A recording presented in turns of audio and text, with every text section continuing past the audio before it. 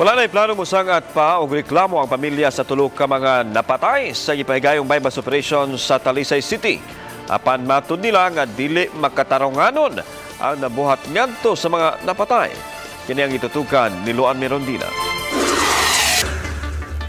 Patay sila si Susano Labrador, 54 anyos, Vincent Ceballos o Guarlito Texon, atol sa hiniusang bypass operation sa Talisay City Police, Regional Special Operations Task Group, Provincial Mobile Force Company o Regional Mobile Force Battalion pasado alas 3 ni adtong Sabado.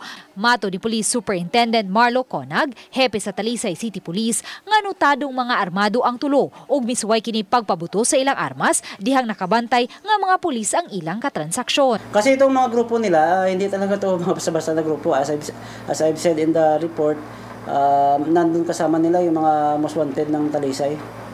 And then mga armed to. Kaya kung nakita nyo, 3 ang patay doon, but the recovered firearms, 5. Apan ang baneng Ceballos, hugtanong mihimakak sa pasangil sa mga pulis. Matod nila, gipusil patay si Vincent sulod sa panimay ni ini, samtang nagtanaw og TV uban ang mga pagumangkon. Ilagibot nga pusil sa ubos.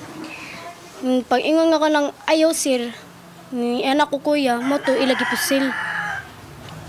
Mo to nami gawas, sabong nga nanghilak ako mga kuya gito gawas. Kaya namin ibuto diri sud, abi na mo ka ng napasalbara. Pag human sa buto ni ari ko ni sud, gili-ili ako kuya. Nakita na ko kuya, naghigda na. Pag ingon sir, pag siron, paka na maayo diri. Ako ba nagipugikoptan dito ningo na ikaw apil ka ningo ka wata mi labo taon sir ito wata na labo ko na sir taon sir maluto gibalik ka sa mga pulis siya wa mo labot gawas mo adto. Gibarugan sa mga pulis nga lehitimo ang ilang operasyon. Ilang gihulagway si Labrador nga nalambigit sa mga pagpamusil diin usa sa mga biktima usa ka konsehal.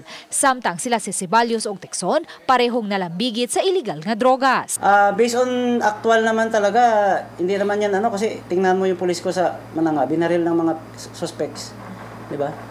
So, yan ang totoong nangyayari on the ground ngayon. Very hostile yung mga criminals.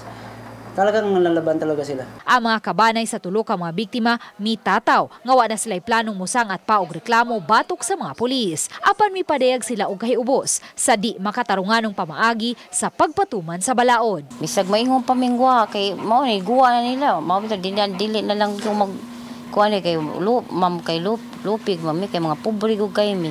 Mo na ba mi interview unsa kuno ko dili na lang mi magkuan kay di man Japan mami ka di mami mahimo. Luan Mirondina, Balitang Bisdak.